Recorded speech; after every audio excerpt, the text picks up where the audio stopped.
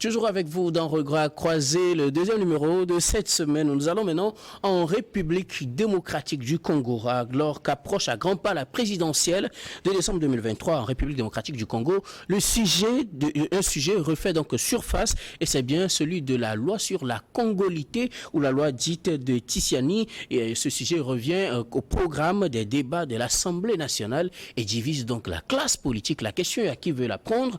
Est-ce que Tshisekedi essaie de préparer le terrain pour la prochaine présidentielle et écarter d'autres candidats qui pourraient lui faire mal? Non, il faut dire que l'initiative de cette loi ne vient pas de Tshisekedi. Bien sûr. Mais d'un parti de la majorité. Non, c'est une loi qui a été initiée par un ancien candidat aussi à la présidence. À la présidence. Vous savez, donc, voilà, donc lui, il estime, selon l'argumentaire, il estime que on ne doit pas permettre à n'importe quel individu d'accéder à la magistrature suprême et que ça doit être des gens qui ont vraiment une fibre patriotique assez poussée. Ce sont des gens aussi qui sont de père et de mère congolaises avant de pouvoir briguer la magistrature suprême. Donc ils estiment que ce poste-là, c'est-à-dire la présidence de la République, ne doit pas revenir à quelqu'un qui n'est pas de souche, c'est-à-dire congolais de souche, congolais qui se croit congolais, qui puisse défendre les intérêts des Congolais. Mais bon, vous voyez que ça a soulevé un tollé dans le pays parce que cette façon d'apprécier les choses tend à, disons, à écarter d'autres catégories de citoyens.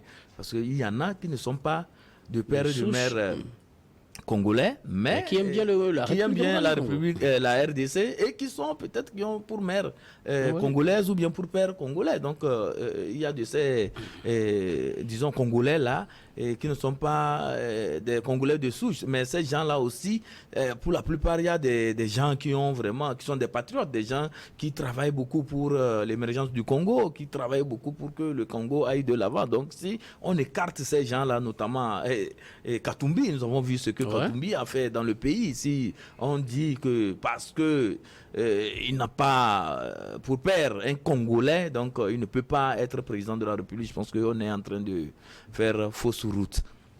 Samir, non, moi je pense que la priorité est là ailleurs. Je pense que les autorités congolaises sont en train de se tromper largement parce que le député qui a fait cette proposition là de loi fait partie de la majorité présidentielle. Et nous avons vu la réaction du président de la République, Monsieur Tshisekedi. Il ne s'est pas prononcé directement sur cette initiative-là. On connaît la position de chacun.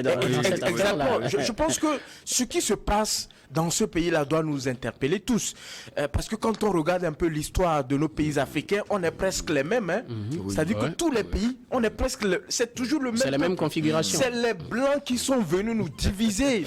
Ils ont balkanisé le continent africain. Et nous sommes devenus des micro-États, des petits pays où on a du mal à réagir promptement. Et quand on regarde la RDC, avec tous les problèmes qu'ils ont, avec cette difficulté qu'ils ont véritablement à maîtriser tout le territoire de leur pays, avec la question du M23, avec tous les conflits locaux, est-ce qu'ils ont le temps pour ces choses-là, ces banalités? Quand vous regardez un peu les États-Unis, Monsieur Obama, est-ce que son père et sa mère sont américains d'origine? Non. Mais aux États-Unis aussi, il y a des conditions. Il faut vivre 14 ans, je pense, aux États-Unis. Bien sûr, mais il y a toujours des conditions. Est-ce que les conditions doivent être les mêmes partout? Est-ce que ce qu'on reproche aujourd'hui de n'être pas de souche congolais pure, c'est-à-dire de mère et de père congolais, est-ce qu'ils ne sont pas installés au Congo? Est-ce qu'ils ne vivent pas au Congo? Mais chaque pays définit ses règles, développement du pays? Mais s'ils veulent enclencher cette voie-là, ils risquent de connaître ce que la Côte d'Ivoire a connu avec cette histoire d'ivoirité. Vous vous rappelez bien? Vous vous rappelez bien? Ça risque de créer des conflits civils. C'est-à-dire qu'on n'a pas besoin à l'heure là de ça. Aujourd'hui, ce qui est important pour la RDC, c'est de veiller à la sécurité des populations, de mettre fin à ces conflits de faire en sorte que les ressources du pays puissent profiter à chaque Congolais. C'est ce dont on a besoin, pas ce débat de personnes et tout. Et je vous assure, si cette loi-là venait à être adoptée par l'Assemblée nationale, et si vraiment en RDC nous avons des institutions qui fonctionnent, mais le Conseil constitutionnel ou la Cour constitutionnelle, je ne sais pas, va invalider cette loi pour inconstitutionnalité. Ouais. Parce que vous le savez très bien que les constitutions de nos pays disent que nous sommes tous égaux. Ouais. Nous sommes tous égaux. Et cette loi est inégalité, elle est discriminatoire. Ouais. Donc, M. Tshisekedi ne peut pas permettre à ce que cette loi aille au bout. Parce que d'abord, ça va mettre mal à l'aise ceux qui sont... ceux qui le soutiennent, notamment... comment il s'appelle, Jean-Pierre Bemba. Jean-Pierre Bemba et heureusement que Bemba s'est allié finalement à Tshisekedi. Mais bien sûr, je dis ceux qui sont autour de lui, ça va mettre à mal à l'aise. À ceux qui se sentent, par exemple, qui ont peut-être une mère congolaise, mais de père étranger, ça va leur mettre mal à l'aise. Ça veut dire que en collaborant avec le parti présidentiel ou le président de la République, dans les couloirs, il est en train de manœuvrer pour pouvoir les écarter. Vous voyez un peu, ça va le mettre en une mauvaise position, M. Tshisekedi. Je pense qu'il doit mettre fin à cette pagaille-là. Prosper, la congolité. Oui, la congolité. Je rejoins Samir qui disait, on se rappelle du cas de Fujimori, le président péruvien. Il est japonais, il était japonais. Enfin, il est japonais. Les exemples sont légion. Voilà, Sarkozy, en France. Mais généralement, c'est... Voilà. Il n'est pas français. Il n'est pas français, mais... D'origine. Donc, voilà, depuis quand on a sorti le problème de nationalité, être de souche là.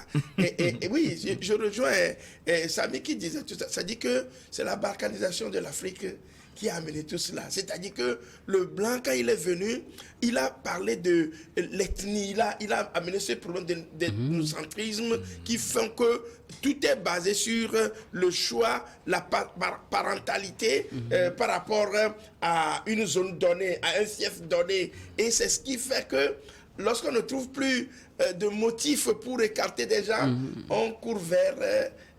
comment on appelle la nationalité, le problème de nationalité, congolité, ivoirité, xirité, heureusement qu'on n'a pas de congolité chez nous. Vivement que ça ne vienne pas. Oui, ça ne verra pas.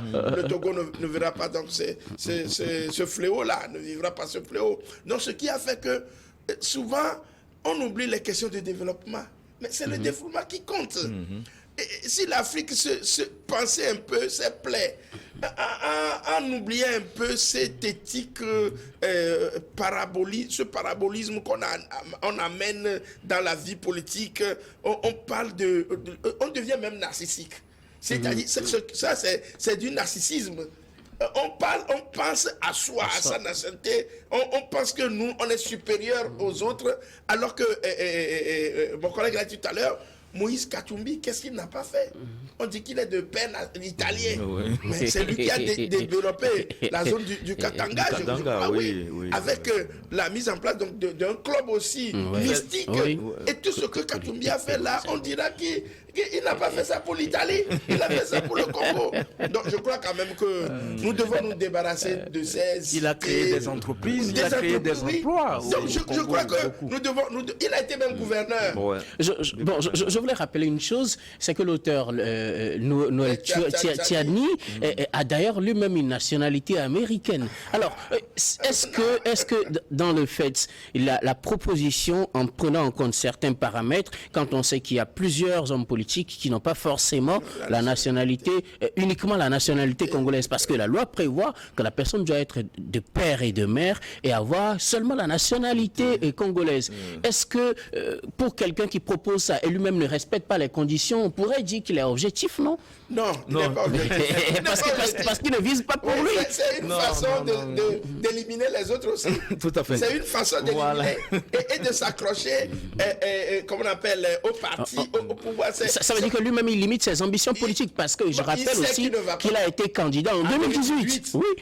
Il sait ses limites, il connaît ses limites. Et il connaît la force de certaines personnes. Quand on prend Moïse Katumbi, on connaît sa force. Moïse par Katumbi rapport- qui s'est déjà déclaré, hein, Oui. on attend Donc, juste... vous voyez à voilà. peu près. Donc, c'est une façon aussi de faire de la politique. Éliminer de potentiels, comment on appelle, candidats ou ceux qui concurrents de ont taille. oui, la taille et qui ont la popularité pour pouvoir aller. Donc, je crois quand même que c'est une façon pour eux aussi de faire de la politique. Maintenant, est-ce qu'on va accepter en Afrique que de tels paramètres rentrent dans comme on appelle, le quotidien de l'Africain?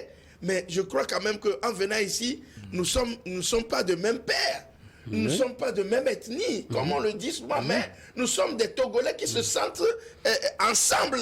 Je ne peux pas aller chez Samir qu'il me renvoie, qui dit que lui, il adopte une religion ou l'autre. Donc je crois quand même qu'il n'y a pas ça en Afrique. L'Africain est unique, nous sommes uniformes et nous adorons un seul Dieu. Le seul Dieu que nous adorons, c'est ça qui nous permet donc de s'aimer. L'Africain est ouvert à accepter l'autre qui vient de l'autre. Donc je crois quand même que c'est un faux problème, c'est du narcissisme. Il faut écarter ça. Vous voyez, on a l'impression que souvent on veut jouer à l'âne de Bourida. C'est-à-dire qu'on ne sait pas là où on va. On a faim, on a soif, on ne sait pas ce qu'il faut choisir et pour pouvoir évoluer. L'Afrique a besoin de se développer. On a besoin, on a des ressources, on a beaucoup de comme on appelle, notre plaque minière est riche de tout. De tout. Et vous avez appris la dernière fois, il y a deux pays, je crois, la RDC et l'Ouganda, qui ont décidé de mettre en place une usine commune pour travailler le cobalt. Je crois que c'est ça dont on a besoin. Pas de la congolité.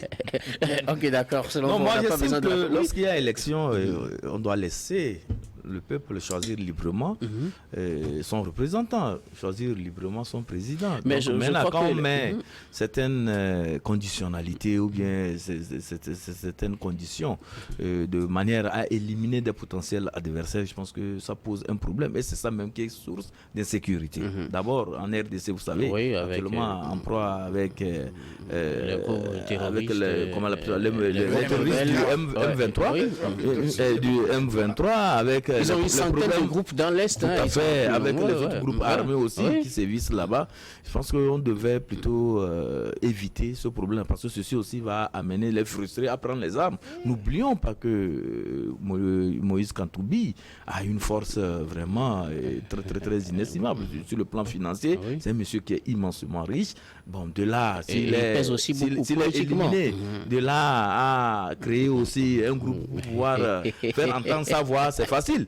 Et sans oublier les jeux d'alliance aussi. S'il se rallie à Jean-Pierre Bemba, qui est aussi un ancien chef de guerre, vous voyez un peu. Donc on va dans une spirale d'insécurité qui ne va pas nous amener loin. Moi, j'estime que cette loi-là, puisque c'est inscrit à l'ordre du jour lors de la rentrée parlementaire, il y aura un travail de fond et les gens feront tout pour que le pays n'aille pas dans ces travers-là, vraiment.